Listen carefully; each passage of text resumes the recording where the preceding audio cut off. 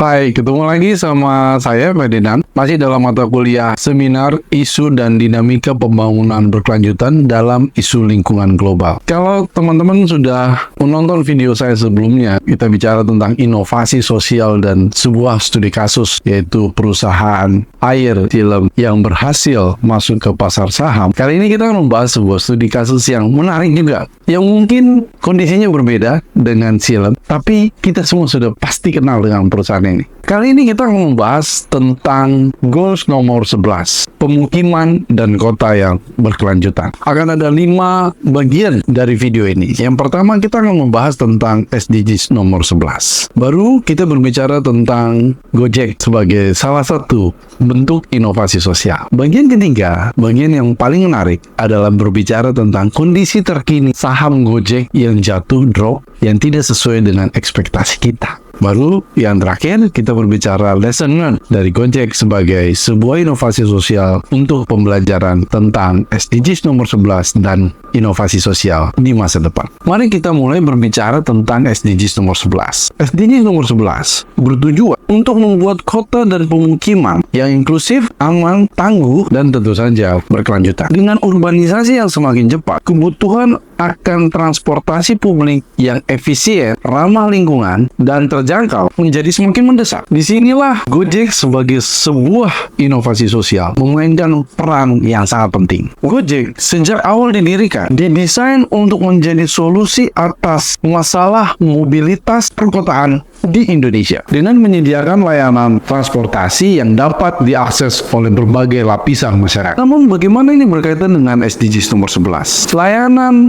transportasi seperti Gojek membantu mengurangi kepadatan lalu lintas, meningkatkan aksesibilitas transportasi, dan mendukung inklusivitas dengan menyediakan lapangan pekerjaan bagi jutaan orang. Nah, kalau kita lihat Gojek sebagai sebuah inovasi sosial, Gojek adalah sebuah solusi yang menggunakan teknologi untuk menyediakan jasa seperti transportasi, pengiriman barang, hingga layanan keuangan. Jadi kita lihat inovasi sosialnya, kita lihat sebagai sebuah solusi yang menggunakan teknologi untuk menyelesaikan masalah transportasi, pengiriman barang, dan bahkan layanan keuangan. Keberhasilan Gojek dalam menjadi solusi atas layanan transportasi ini menjadi solusi yang ideal bagi pembangunan perkotaan yang berkelanjutan. Tapi kita harus ingat, seperti kasus Silent, Gojek juga membutuhkan dukungan pendanaan. Artinya di sini harus ada model bisnis yang berkelanjutan yang didukung oleh semua pihak termasuk investor. Dalam hal ini, Gojek harus menyediakan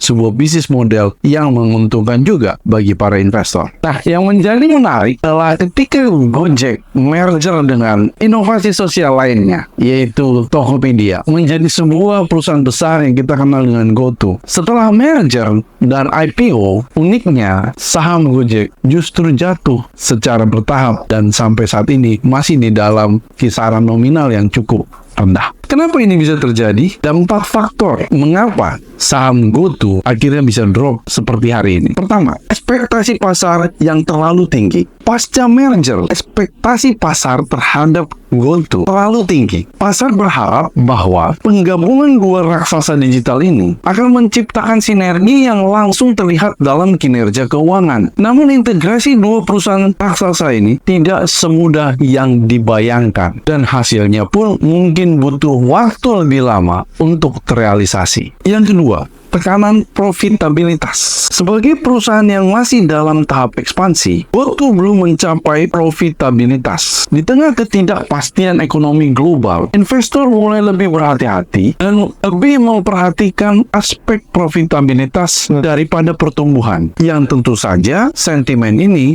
mempengaruhi harga saham GoTo di pasar saham masih dalam tahap ekspansi atau pertumbuhan. Yang ketiga, tentu saja di dalam sektor bisnis selalu ada persaingan, dan persaingan dalam dunia transportasi digital menjadi sangat ketat. Pasar Asia Tenggara, khususnya Indonesia, sangat kompetitif dengan pemain-pemain baru seperti Grab dan Shopee. Persaingan ini memaksa GoTo untuk terus berinvestasi besar-besaran dalam akuisisi pelanggan dan inovasi produk yang berkontribusi pada tingginya biaya operasional. Jadi yang ketiga, kita berbicara tentang kompetisi yang sangat ketat sehingga memaksa GoTo terus berinvestasi besar-besaran dan inovasi, dan akhirnya biaya operasional menjadi semakin tinggi. Dan yang keempat, faktor yang keempat adalah sentimen global. Pada umumnya, saham teknologi mengalami tekanan di pasar global, terutama setelah pandemi. Investor mulai menarik diri dari saham-saham teknologi yang beresiko tinggi, dan tentu saja sentimen ini berdampak pada kinerja harga saham GoTo. Dari pengalaman Gojek dan GoTo, kita bisa belajar beberapa hal penting terkait inovasi sosial, skalabilitas, dan pasar saham. Pelajaran yang pertama adalah skalabilitas tidak boleh hanya berbicara tentang pertumbuhan, tapi juga profitabilitas. Itu penting untuk memperluas jangkauan layanan. Tanpa model bisnis yang berkelanjutan, ekspansi bisa menjadi pedang bermata dua. Dalam kasus GoTo, tantangan utamanya adalah mencari keseimbangan antara pertumbuhan dan profitabilitas. Yang kedua adalah pentingnya adaptasi terhadap pasar yang begitu dinamis. Perusahaan teknologi berubah dengan sangat cepat, dan perusahaan harus bisa beradaptasi dengan kondisi pasar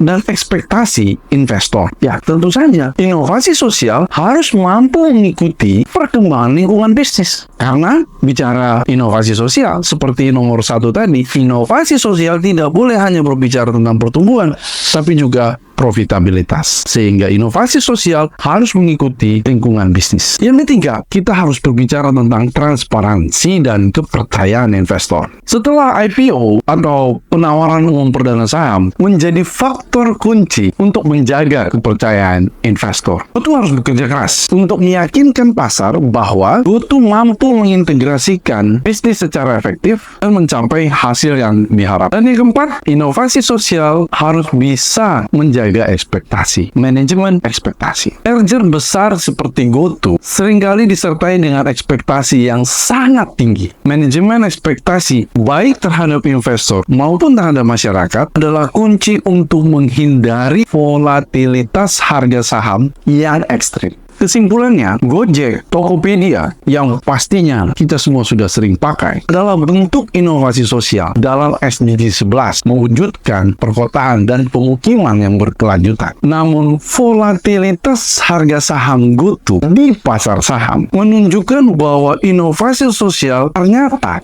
menghadapi tantangan yang tidak mudah, terutama dalam hal skalabilitas dan memenuhi ekspektasi pasar. Bagi kita yang mempelajari seminar isu dan dinamika lingkungan global, penting untuk memahami bahwa inovasi sosial tidak boleh hanya diukur dari dampak sosial dan dampak lingkungannya, tapi juga bagaimana inovasi tersebut dapat bertahan dan berkembang dalam pasar yang sangat kompetitif. Dari pengalaman Silem, Gojek, Tokopedia, kita dapat belajar bagaimana mengembangkan inovasi sosial yang berkelanjutan. Kita akan terus bahas tentang inovasi sosial dan SDGs dalam video berikutnya. Sampai ketemu di video berikutnya. Bye-bye.